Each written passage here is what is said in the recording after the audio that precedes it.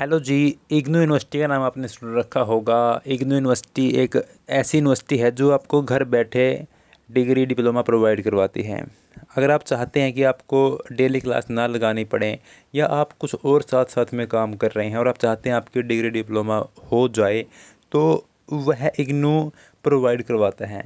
आज हम जानेंगे कि इग्नू यूनिवर्सिटी क्या है, इग्नू की फुल फॉर्म क्या है, और इसके साथ साथ हम जानेंगे कि इग्नू में एडमिशन कैसे होता है, एग्ज़ाम कैसे होते हैं, असाइनमेंट कहाँ देनी पड़ती है, असाइनमेंट क्या होती है, स्टडी मटेरियल कहाँ से मिलेगा, और स्टडी सेंटर क्या होता है, रीजनल सेंटर क्या होता है, एग्ज़ाम फॉर्म कैसे भरने होते हैं, प्रैक्टिकल सब्जेक्ट कैसे लेते हैं, कैसे उनके अलग से एग्ज़ाम होते हैं, रिज़ल्ट कैसे आता है, और इग्नू में फ़ेल होते हैं या नहीं होते हैं, स्टूडेंट लॉगिन कैसे होता है, उनकी आईडी कैसे बनती है। तो इनमें से जो भी आपका डाउट है, जिसके बारे में आप जानना चाहते हैं, इस वीडियो में आपको हर पार्ट देखने को मिल जाएगा।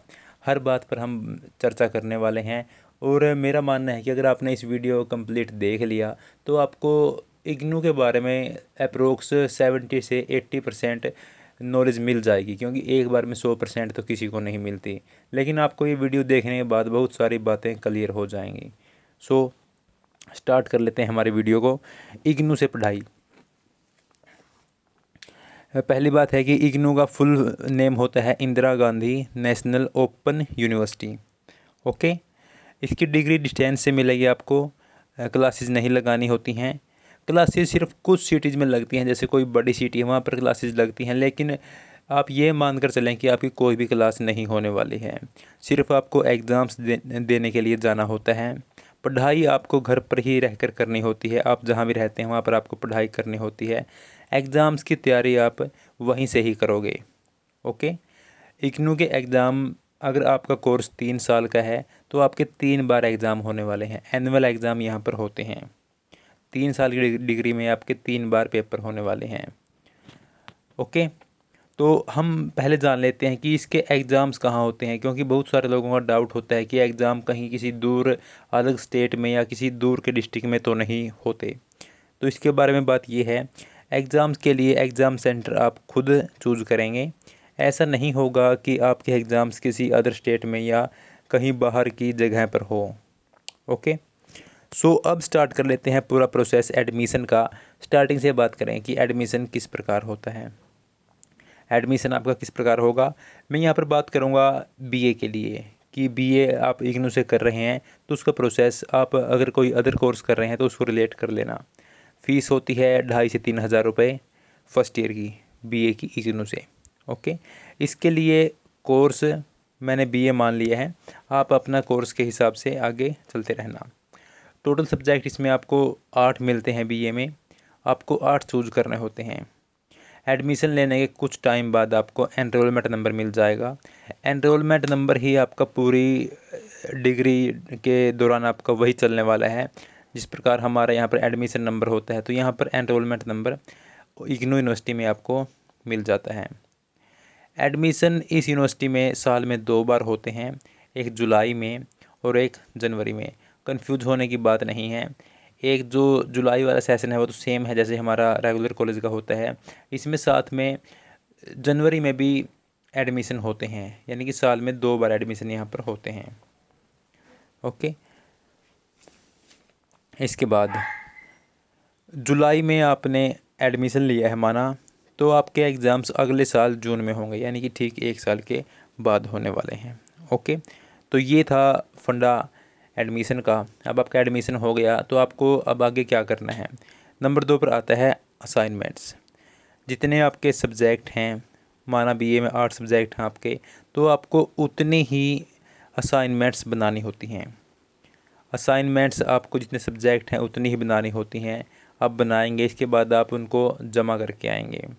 असाइनमेंट आपको मार्च के महीने में जमा करनी होती हैं, यानी कि एडमिशन के 7 से 8 महीने के बाद आपको असाइनमेंट जमा करनी होती हैं।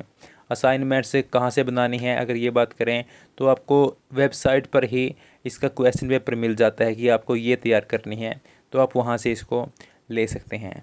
दिक्कत वाली कोई बात नहीं है। असाइनमेंट जमा कहाँ करनी होती हैं, अगर ये बात करें इग्नू यूनिवर्सिटी में आपको 2 सेंटर मिलते हैं। पहला होता है स्टडी सेंटर और दूसरा होता है रीजनल सेंटर, जहाँ पर आपके असाइनमेंट के नंबर अपडेट होते हैं, सभी इंक्वायरी होती हैं, वह होता है रीजनल सेंटर। और जो आप असाइनमेंट बनाएंगे वह आपको जमा करनी होती हैं स्टडी सेंटर पर। आप समझ रहे होंगे कि स्टडी सेंटर क्यों कहा गया है, क्योंकि वहाँ पर आपको जैसे असाइनमेंट जमा करनी हो गई या कहीं पर क्लासेज लगती हैं तो वो भी स्टडी सेंटर पर ही लगती हैं। और जो रीजनल सेंटर है वहाँ पर आपकी सभी इंक्वायरी सुनी जाती हैं और आपके मार्क्स वगैरह अपडेट नहीं हुए हैं तो वहीं पर वो अपडेट होते हैं। और असाइनमेंट्स सिर्फ संडे के दिन ही जमा करनी होती हैं। असाइनमेंट जैसे आपने स्कूल में भी दी होंगी तो उसी प्रकार से तैयार करनी होती हैं। इसके बाद बात कर लेते हैं स्टडी मटेरियल की, क्योंकि इसके बिना तो एग्ज़ाम्स में पास तो होना दूर बैठना भी मुमकिन नहीं है। जब घर से ही पढ़ोगे तो स्मार्ट स्टडी आपको करनी होगी। इग्नू की खुद की हर सब्जेक्ट की बुक छपी होती है, लेकिन उसकी लैंग्वेज ऐसी है कि आप पढ़ते हुए बोरियत महसूस करोगे या सो भी सकते हो। बुक्स बाय पोस्ट आपके एड्रेस पे पहुंचती हैं, लेकिन ये कंफर्म नहीं होता कि वो एग्ज़ाम डे तक आपके पास पहुंच जाएंगी या एग्ज़ाम डे के बाद आपको मिलने वाली हैं। इसी कारण से बहुत से स्टूडेंट्स बुक मंगवाते ही नहीं हैं इग्नू से, जिससे उनको 10 से 20% फ़ीस में छूट मिल जाती है। और वे करते क्या है कि जिस टाइम एडमिशन फॉर्म भरना होता है उसी टाइम वो बुक्स के लिए येस और नो चूज कर लेते हैं। अगर मंगवानी है तो येस, नहीं मंगवानी है तो नो। ओके। और फिर असाइनमेंट बनानी स्टडी मटेरियल आपको फिर आप कहाँ से पढ़ोगे, इसके लिए आप ऑनलाइन पढ़ सकते हो एग्ज़ाम टाइम पे, या जो सब्जेक्ट है उससे रिलेटेड आपके पास कोई बुक है या आप अलग से बुक उसके लिए जो आपको सूटेबल लगे वो आप खरीद सकते हो। ठीक है। इसके बाद बात कर लेते हैं एग्ज़ाम फॉर्म की। एग्ज़ाम फॉर्म क्या है? मार्च में एग्ज़ाम फॉर्म आपको भरने होते हैं। उसमें जो आपके सब्जेक्ट्स आपने चूज़ किए हैं एडमिशन के टाइम पे उनको चूज़ करना होता है, और उनको सेलेक्ट करने के बाद आपको 200 रुपये पर सब्जेक्ट के हिसाब से उनकी फ़ी पे करनी होती है, जिसके बाद ही आप एग्ज़ाम दे पाएंगे। अगर कोई विद्यार्थी एग्ज़ाम फॉर्म नहीं भरता है तो फिर वह एग्ज़ाम नहीं दे पाता है। ओके। इसके बाद है प्रैक्टिकल सब्जेक्ट। ये 5वां पॉइंट बहुत ही अहम पॉइंट है। ध्यान देना होता है कि अगर आपके पास कोई प्रैक्टिकल सब्जेक्ट है तो उसका भी फॉर्म एक्स्ट्रा से भरना होता है। अगर आपके पास 8 सब्जेक्ट हैं और उनमें से एक प्रैक्टिकल सब्जेक्ट है तो आपको टोटल 9 सब्जेक्ट फिल करने होते हैं और 9 सब्जेक्ट की ही आपको फ़ीस भरनी होती है। ऐसा नहीं है कि आपने 8 के 8 भर दिए और अगर वो प्रैक्टिकल सब्जेक्ट की आपने अलग से फ़ीस नहीं भरी, अलग से उसका फॉर्म नहीं भरा, तो फिर आपको दिक्कत आ सकती है। दिक्कत आएगी ही कि आपको 1 साल बाद दोबारा देना होगा। देंगे आप पक्का, क्योंकि जब वो प्रैक्टिकल सब्जेक्ट है तो उसकी थ्योरी भी आपको देनी होती है और प्रैक्टिकल भी आपको देना होता है। जैसे प्रैक्टिकल का ऑप्शन चूज करने के लिए सब्जेक्ट नेम के पीछे पी लिखा हुआ मिलेगा। जैसे साइकोलॉजी का एक सब्जेक्ट है BPCC 131, तो इसके पीछे प्रैक्टिकल में BPCC 131P ऐसे लिखा हुआ मिलेगा, जो आपको एग्ज़ाम फॉर्म भरते हुए ध्यान देकर भर देना है। ओके। रिजल्ट, इग्नू में रिजल्ट किस प्रकार आता है, क्या इसका फंडा होता है, बात कर लेते हैं। सभी सब्जेक्ट्स का और सभी स्टूडेंट्स का रिज़ल्ट एक डेट पर या एक साथ नहीं आता है। इग्नू की यही बात है। अगर आपके पास 8 सब्जेक्ट हैं तो आपको एक एक करके कई कई दिन तक इसका रिज़ल्ट आएगा और आपको ये सभी चीज़ें ग्रेड कार्ड में शो होने वाली हैं। ऐसा नहीं है कि आपके पास कोई अलग से वो चीज़ें आएंगी कि सबका एक साथ में रिज़ल्ट आया है, कि पूरी PDF आ गई, जितने BA में लोग पढ़ रहे हैं उन सभी का रिज़ल्ट आ गया। ऐसा नहीं है, बल्कि आपका खुद का ग्रेड कार्ड बनेगा, आपकी प्रोफाइल होगी जो इग्नू की वेबसाइट पर, उस पर ही शो करेगा कि आपके कितने पेपर चेक हो चुके हैं, कितनों का रिज़ल्ट आ चुका है। Okay. Grade card, grade card क्या होता है इग्नू यूनिवर्सिटी में, बात कर लेते हैं। रिज़ल्ट चेक करने के लिए ग्रेड कार्ड में नंबर अपडेट होते रहेंगे। जो आपके पेपर चेक हो चुके हैं उनमें आप पास हैं, फेल हैं, आपका रिजल्ट ग्रेड कार्ड में शो होता रहेगा। ग्रेड कार्ड में आपके सब्जेक्ट नेम, मार्क्स और जिस डेट पर वो चेक हुए हैं वो डेट भी साथ में शो होती है। जिस टाइम आप असाइनमेंट जमा कराते हैं, आपकी असाइनमेंट जमा हो जाती हैं तो असाइनमेंट की डेट भी साथ में शो करता है। और ग्रेड कार्ड में आपके जो रिज़ल्ट के नंबर हैं वो सभी शो होते हैं। और असाइनमेंट्स के नंबर भी आपको यहीं पर देखने को मिलते हैं। क्या इग्नू यूनिवर्सिटी में कोई फ़ेल भी होता है? अगर फ़ेल हो जाए तो क्या करना होता है? क्योंकि अगर रेगुलर हम पढ़ रहे हैं तो टीचर्स को बोल सकते हैं इसके लिए, लेकिन हम यहाँ पर किसको बोलेंगे? और अगर हम फ़ेल हो गए तो हमें फिर क्या करना पड़ेगा? अगर किसी पेपर में फ़ेल हो गए तो क्या करना है और कितने परसेंटेज पासिंग मार्क्स यहाँ पर रखे गए हैं? इग्नू एग्ज़ाम में 40% पासिंग मार्क्स क्राइटेरिया देखने को मिलता है। अगर ऐसे किसी सब्जेक्ट में फ़ेल हो गए तो ग्रेड कार्ड में वो सब्जेक्ट का स्टेटस इनकम्प्लीट दिखा देगा। जिसमें पास है उसका कंप्लीट दिखाता है और जिसमें फ़ेल है उसका स्टेटस इनकम्प्लीट दिखा देगा। ओके, इसके लिए आपको दोबारा से फिर वो रीचेकिंग के लिए फॉर्म आप भर सकते हैं या रीअपीयर के लिए आप दोबारा से फॉर्म भर सकते हैं। इग्नू यूनिवर्सिटी में एग्ज़ाम रीचेकिंग और रीअपीयर क्या होता है और इसको कैसे करते हैं? अगर होप है कि आप दोबारा पास हो सकते हैं, जो आपका रिज़ल्ट आया है, तो आप उस सब्जेक्ट के रिज़ल्ट के 15 दिन के अंदर अंदर रीचेकिंग या फिर री इवैल्यूएशन का फॉर्म भर सकते हैं, जिसकी फ़ीस होती है 700 रुपये। चाहे आपका एक सब्जेक्ट में हो या फिर आपका एक से ज़्यादा में हो, फ़ीस इसके लिए सेम ही लगती है। अगर आपको रीचेकिंग का भरना है तो भी सेम लगती है, री इवैल्यूएशन का भरना है तो फीस आपकी सेम लगती है। रीअपीयर का फॉर्म भरने का टाइम इसके बाद का होता है।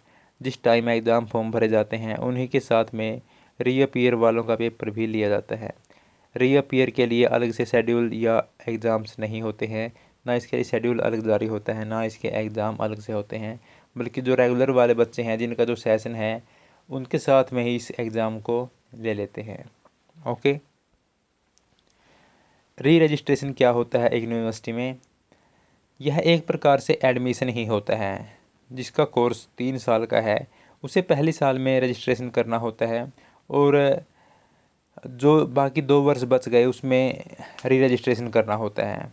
टाइम दोनों का सेम है, लेकिन फ़र्क ये है कि री रजिस्ट्रेशन करते वक्त डॉक्यूमेंट्स नहीं देने होते हैं, सब्जेक्ट चूज़ करने होते हैं और बस फ़ीस पे करनी होती है। इसके बाद री रजिस्ट्रेशन कंप्लीट हो जाता है, लेकिन एडमिशन के टाइम पे हमें सभी डॉक्यूमेंट वगैरह देने होते हैं। अब बात कर लेते हैं हम स्टूडेंट लॉगिन की कि स्टूडेंट लॉगिन क्या है। किसी भी स्टूडेंट के जो असाइनमेंट्स के नंबर हैं या जो पेपर के नंबर हैं, वो सभी ग्रेड कार्ड में अपडेट होते हैं। वह पास है या फेल है, वह सभी चीज़ें क्रेडिट कार्ड में होती हैं। अब इग्नू में स्टूडेंट लॉगिन कहाँ पर चेक करें? इग्नू की वेबसाइट पर प्रत्येक स्टूडेंट का प्रोफाइल होता है, जो एनरोलमेंट नंबर और कोर्स नेम और कैप्चा कोड भरने से लॉगिन हो जाता है। वहीं पर ग्रेड कार्ड में असाइनमेंट्स, स्टेटस, रजिस्ट्रेशन और रीअपीयर के फॉर्म भी भरे जाते हैं। यहाँ पर आप अपनी सारी जानकारी देख सकते हैं। आपकी प्रोफाइल में जो मोबाइल नंबर है और जो ईमेल एड्रेस है उसको भी आप यहाँ पर चेंज कर सकते हैं और यहीं से आपको तमाम जानकारी उसके लिए मिलने वाली है। इग्नू यूनिवर्सिटी में अगर कोई इंक्वायरी है या कोई डाउट है तो वो कहाँ पर पहुँचे, उसके लिए कैसे पूछें, किससे पूछें? इग्नू यूनिवर्सिटी की वेबसाइट पर टाइम टाइम पर अपडेट्स मिलते हैं और रीजनल सेंटर की वेबसाइट के साथ ही जो हमारी स्टडी सेंटर की जो हमारी एक इग्नू की मेन वेबसाइट है, जो एक ही है इग्नू, जो दिल्ली से ऑपरेट होती है, उसके साथ में जो हमारे रीजनल सेंटर हैं उनकी भी वेबसाइट होती है। जैसे करनाल हो गया रीजनल सेंटर, तो उसकी इग्नू करनाल नाम से वेबसाइट है, तो उसको टाइम टाइम पे चेक करते रहना चाहिए। वहाँ पर अपडेट्स काफ़ी आते रहते हैं। और जो दूसरी वेबसाइट मेन वेबसाइट है उसको भी चेक करते हुए रहना चाहिए, ताकि जो इंक्वायरी डाउट्स हैं वो क्लियर हो जाएं। और इसके अलावा अगर कोई डाउट है तो वो जो आपका रीजनल सेंटर होगा वहाँ पर आप जाइए। संडे को मत जाना, सैटरडे को भी स्किप ही करना। बाकी जो 5 दिन बच गए वीक के उनमें आप वहाँ पर जाएं और उनसे बिल्कुल आराम से प्यार से वहाँ पर बैठ कर अपने डाउट क्लियर कर लें। क्योंकि अगर आप एक बार गए और वापसी आ गए, हो सके ऐसे काम बन जाएगा। बल्कि उससे अच्छा ये है कि आप जा रहे हैं तो वहाँ पर आप अपना टाइम दें, उनके पास बैठें, उनको आराम से अच्छे से पूछें कि ये डाउट है हमारा, इसको सॉल्व कर दीजिए। ओके, आई होप हमने सभी बातों को डिस्कस कर लिया होगा, इसके अलावा कुछ नहीं बचा होगा। सो अगर कोई डाउट रहता है तो कमेंट बॉक्स में कमेंट कर दें। जानकारी अच्छी लगी है तो वीडियो को लाइक कर दें और ऐसे ही और वीडियो पाने के लिए वीडियो को लाइक करके कमेंट भी कर दें। सो मिलते हैं अगली वीडियो में।